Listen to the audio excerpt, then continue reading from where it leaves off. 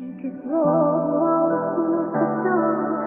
خيالي كل ناحية والموت طول الحال بغشري يشوف رايي ما تلتمي لو قلت لي سوري وانا فاش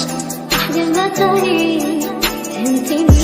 قلتي زي رايي